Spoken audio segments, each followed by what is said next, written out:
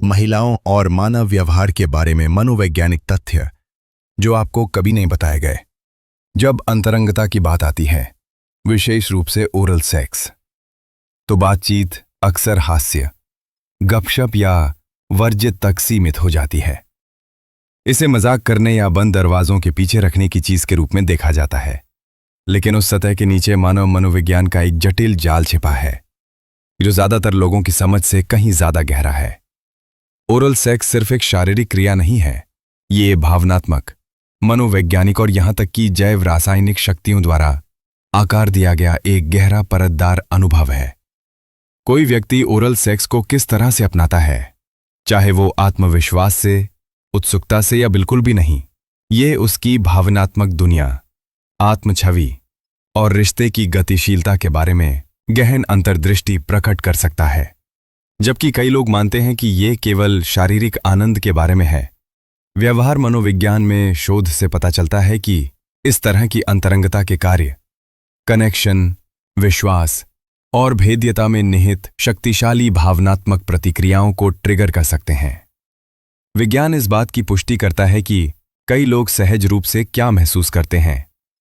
Oral sex अक्सर oxytocin तथा कथित लव हार्मोन के स्राव की ओर ले जाता है, जो निकटता, भावनात्मक सुरक्षा और बंधन को बढ़ावा देता है। यही हार्मोन गले लगने, बच्चे को जन्म देने और गहरे रोमांटिक संबंध के दौरान भी निकलता है। इसका मतलब है कि जब विश्वास और देखभाल के संदर्भ में ओरल सेक्स किया जाता है, तो यह वास्तव में पार्टनर के बीच भावनात्मक बंधन को मजबूत कर सकता है। अध्ययनों से पता चलता है कि जो जोड़े नियमित रूप से ओरल सेक्स जैसे गैर प्रवेशकारी कृत्यों में संलग्न होते हैं, वे रिश्ते की संतुष्टि, सहानुभूति और संचार के उच्च स्तर की रिपोर्ट करते हैं। ये केवल कृत्य ही नहीं है, ये भेद्यता, ध्यान और इसके पीछे भावनात्मक इरादा है जो गहरी अंतरंगता बनाता है। एक और अनदेखा सत्य, ओरल सेक्स के साथ एक व्यक्ति का आराम भावनात्मक पैटर्न को दर्शा सकता है। असुरक्षा, मान्यता की इच्छा या शरीर की छवि के साथ संघर्ष।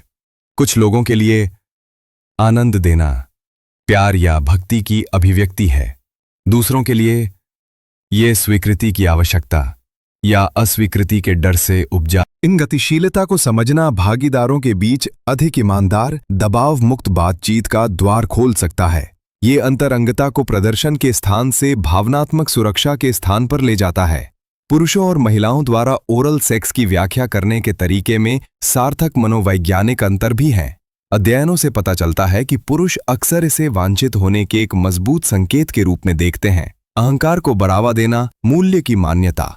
महिलाओं के लिए ये अनुभव अक्सर भावनात्मक रूप से अधिक स्तरित होता है, जबकि कुछ सशक्त या भावनात्मक रूप से जुड़े हुए महसूस करते हैं।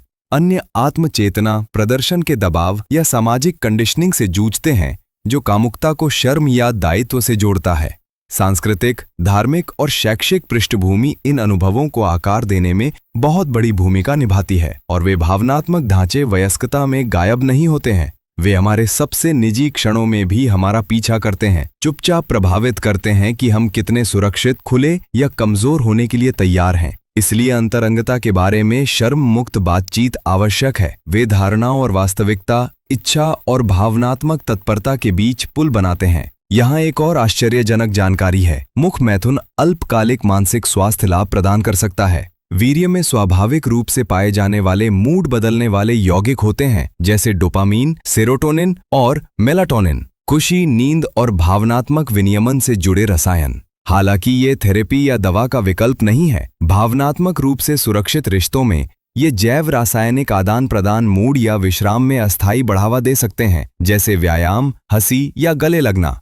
लेकिन कुंजी फिर से भावनात्मक सुरक्षा है। दबाव, हेरफेर या अनसुलझे आघात के वातावरण में ये कृत्य अच्छे से ज्यादा नुकसान कर सकता है। चिंता, अपराध बोध या भावनात्मक वापसी को ट्रिगर कर सकता है।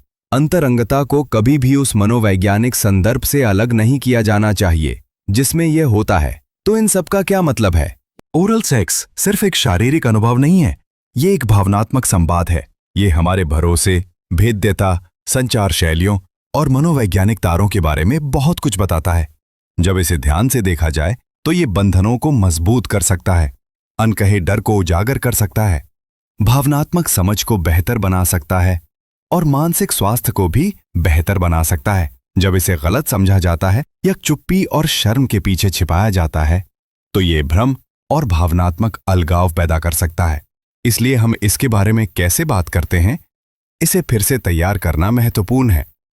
ये तकनीक के बारे में नहीं है, ये भावनात्मक बुद्धिमत्ता, आत्म जागरूकता, आपसी सम्मान और सुरक्षा के बारे में है। ये स्थायी अंतरंगता के सच्चे आधार हैं। चाहे आप किसी दीर्घकालिक साथी के साथ संबंध तलाश रहे हों, कोई नया रिश्ता शुरू कर रहे हों या बस खुद को बेहतर ढंग से समझने की कोशिश कर रहे हों, याद रखें, बेडरूम में जो कुछ भी होता है वो इच्छा से कहीं ज्यादा दर्शाता है।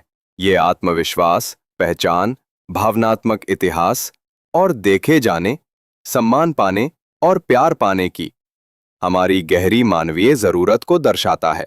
जब हम कामुकता को मानव मनोविज्ञान के नजरिए से देखते हैं तो हम सहानुभूति, उपचार और गहरे संबंध के द्वार खोलते हैं, न केवल दूसरों के साथ बल्कि खुद के साथ भी। ये तथ्य चौंकाने के लिए नहीं है, इनका उद्देश्य आपको सशक्त बनाना, मान्य करना और याद दिलाना है कि सबसे निजी क्षणों में भी आपका भावनात्मक अनुभव वास्तविक, मानवीय और समझने योग्य है।